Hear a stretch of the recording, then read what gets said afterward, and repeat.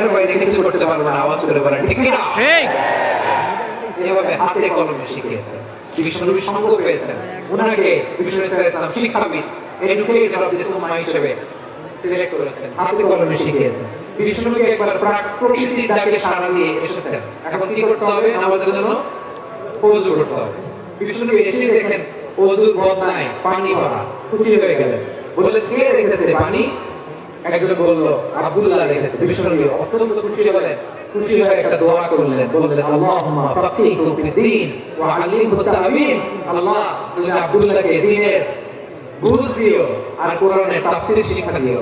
বিশ্বনবীর এই দোয়া এমন লাগছে উনি রাইসুল মুফাসসিরিন, এই পৃথিবীতে যত মুফাসসির ছিল, যত মুফাসসির আসবে, সকল মুফাসসিরের সম্রাট হিসেবে স্বীকৃত হয়েছে। আব্দুল্লাহ ইবনে আব্বাস বিশ্বনবী ওনার আযান শিখান নাই, বিশ্বনবী ওনার ল্যাঙ্গুয়েজ শিখান নাই, বিশ্বনবী ওনার অ্যাম্বাসেডর বানান নাই, হাতে কলমে শিক্ষা দিয়েছেন। ছোট মানুষ বিশ্বনবী ইন্তেকাল করলেন, আবু বকরের সময় গেল, ওমর ফারুকের খেলাফত, তখনও তিনি তরুণ। ওমর ফারুক রাদিয়াল্লাহু তাআলা আনহু ওনার ক্যাবিনেট মিনিস্ট্রির বৈঠকে এই আব্দুল্লাহ ইবনে আব্বাসকে পাশ দিয়ে বসায় রাখতেন। বয়স্ক সাহাবারা এটা পছন্দ করতো না, তারা বলতো ঘটনা কি, আব্দুল্লাহর মতো ছেলে নাতি আমাদের আছে, এর কেন রাখে ওমর ফারুক? ওমর ফারুক এটা টের পেলেন, তিনি বুঝতে পারলেন যে ক্যাবিনেট মেম্বাররা এটা পছন্দ করে না, ছোট আব্দুল্লাহকে কেন রাখি, কেন যে রাখি, এটা একদিন বুঝাবো। একদিন মিটিং এ তিনি সবাইকে বললেন ইযা জাআ নাসরুল্লাহি ওয়াল ফাত। এই আয়াতের উদ্দেশ্য কি বলেন তো মুরব্বি সাহাবীরা? এক সাহাবী বলেন এই সূরার উদ্দেশ্য আল্লাহ বলেছেন আমাদেরকে বিভিন্ন ল্যান্ড, বিভিন্ন এলাকা বিজয় করতে হবে। মনে করে বললেন না, হয়নি। আরেকজন বললেন বিজয় হওয়ার পর আমাদের বেশি বেশি আল্লাহর বরকতের ঘোষণা দিতে হবে, এটা উদ্দেশ্য। ওমর ফারুক বললেন না, হয়নি। যারা জিজ্ঞেস করেন কেউ পারে না। সব শেষে বিশ্বনবী ছোট আব্দুল্লাহকে বলেন আব্দুল্লাহ ইযা জাআ নাসরুল্লাহি ওয়াল ফাত, এর উদ্দেশ্য কি বলো তো?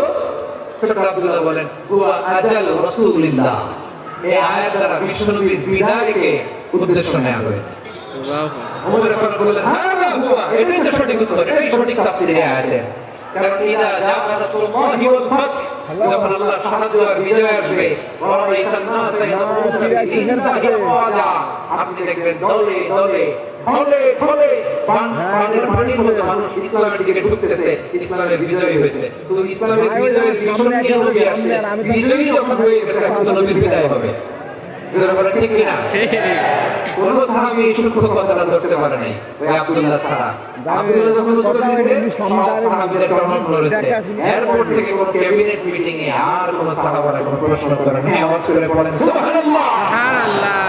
বিশ্বনবী আব্দুল্লাহ ইবনে আব্বাসকে এডুকেটর অফ দ্য উম্মাহ, উম্মাহর শিক্ষাবিদ হিসেবে গ্রহণ করেছেন। আওয়াজ করে পড়তে হবে আল্লাহু আকবার, আল্লাহু আকবার। সাহাবীদের নামগুলো মনে থাকবে? হ্যাঁ, মুসআব, এক নম্বর আবু মাহজুরা, আবু মাহজুরা, মুয়াজ্জিন বানাইছেন। যায়েদ ইবনে সাবিত দোভাষী, ট্রান্সলেটর অফ প্রফেট, এবং তিনি ছিলেন বিশ্বনবীর ব্যক্তিগত সচিব। মুসআব ইবনে Umair, the first ambassador and diplomat of Islam. Abdullah ইবনে আব্বাস, এই উম্মাহর সবচেয়ে বড় শিক্ষাবিদ। আরেকজন ছিল আব্দুল্লাহ ইবনে মাসউদ রাদিয়াল্লাহু তাআলা। দুই আব্দুল্লাহ, আব্বাস গেল, আরেকজন ছিল মাসউদ। মক্কার তরুণ, ছাগল পালতো মুশরিকের বিশ্বনবী আবু বকর রাদিয়াল্লাহু তাআলা আনহু একবার গেলেন, যে দেখে এই তরুণ দাঁড়ায় আছে। বিশ্বনবী বলেন আমি খুব ক্ষুধার্ত, তোমার কাছে কি দুধ আছে ছাগলের?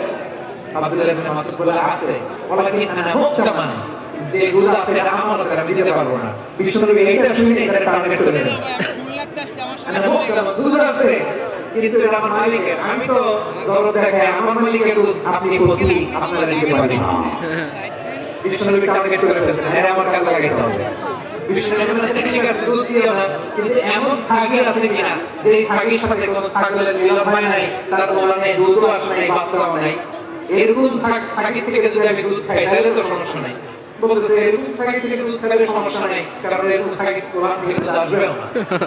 বলতেছে ঠিক আছে এরকম একটা ছাগল নিয়ে আসো। নিয়ে আসা হলো, বিশ্বনবী বিসমিল্লাহ বলে ওই ছাগলের ওলানে হাত দিলেন। হাত দিতে দেরি পুরো ওলানটা দুধে ভরে যেতে দেরি হয় না। সুবহানাল্লাহ। বিশ্বনবী আবু বকর রাদিয়াল্লাহু তাআলা দহন করে পেট ভরে খেলেন। এই দৃশ্য আব্দুল্লাহ ইবনে মাসউদের হৃদয়ে দাগ কাটলো। এই মুজিজা দেখে তিনি বললেন আশহাদু আল্লা ইলাহা ইল্লাল্লাহ ওয়া আশহাদু আন্না মুহাম্মাদার রাসূলুল্লাহ। তিনি ষষ্ঠ মুসলিম ছিলেন, 6 নম্বর মুসলমান। ওনাকে টার্গেট করে বিশ্বনবী দেখলেন এমন ইন্টেলেকচুয়াল ব্রেইন, উনি সূক্ষ্ম সূক্ষ্ম জিনিস বুঝে বেশি, ফিকহি জ্ঞান ওনার মধ্যে বেশি। বিশ্বনবী ওনাকে কোরআনের জ্ঞান শিক্ষা দিতে লাগলেন। উনি বিশ্বনবী সবার কাছে কোরআন শোনায়, কিন্তু বিশ্বনবী নিজে মাসউদের আব্দুল্লাহ ইবনে মাসউদের কাছ থেকে কোরআন শুনতো। বিশ্বনবী একবার বললেন, ইকরা আলাইয়া ইয়া মাসউদ। ইবনে মাসউদ একবার শোনাও তো কোরআন দেখি। আব্দুল্লাহ ইবনে মাসউদ বললেন, আকরা আলাইকা ওয়া আলাইকা উনজিল। নবী আপনার উপর কোরআন নাযিল হয় আর আমি আপনার সামনে কোরআন পড়ব। বিশ্বনবী বললেন, ইন্নী উহিব্বু আন আসমাআহু মিন গায়রি। আমি নিজে পড়তে যেমনি ভালোবাসি, অন্য পড়ুক আমি শুনবো, এটাও আমি ভালোবাসি। সূরা নিসা তিনি তেলাওয়াত করে শুনিয়েছেন।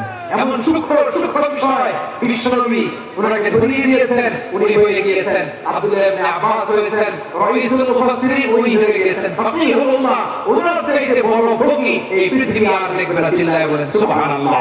সুবহানাল্লাহ। উনি বলতেন, ওয়াল্লাহি ওয়াল্লাহি ইল্লাযী লা ইলাহা গায়রু মা উনজিলাত সূরাতুন ما أنزلت سورة إلا وأنا أعلم أين أنزلت وفيما أنزلت।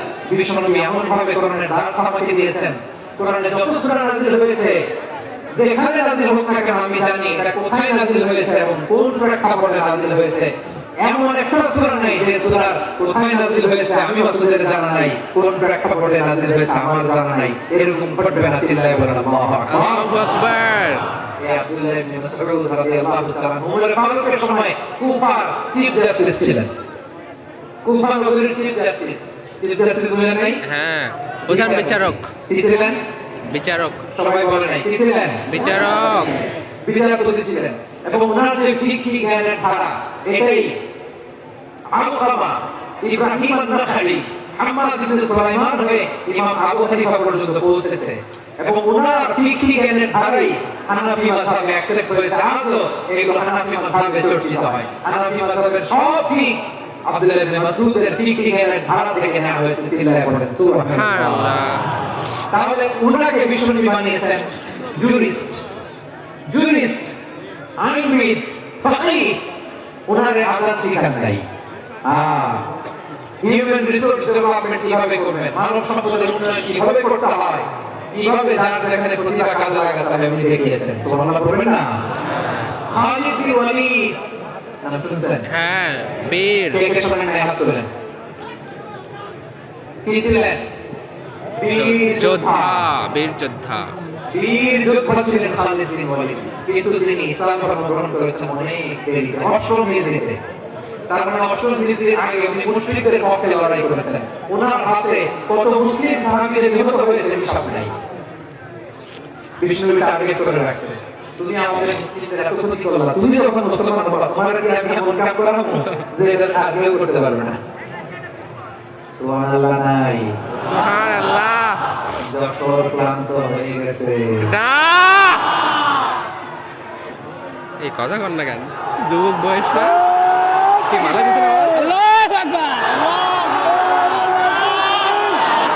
আবার দাঁড়ানো শুরু হয়েছে। তো মক্কা বিজয়ের আগে যখন মুসলিম হয়েছে, এর আগে কি করছেন? মুশরিকদের সাথে যুদ্ধ করেছেন। উনি উহুদের যুদ্ধে মুসলমানদের যে পরাজয় ভাব, কঠিন পরিস্থিতির মুখোমুখি ওনার কারণে পিছন থেকে এমন আগতিক আক্রমণ করেছেন, মুসলমানদেরকে কচুকাটা করেছেন। 8ম হিজরিতে আল্লাহ তাআলা হেদায়েতের নূর দিয়ে ওনার হৃদয়টাকে উজালা করে দিলেন।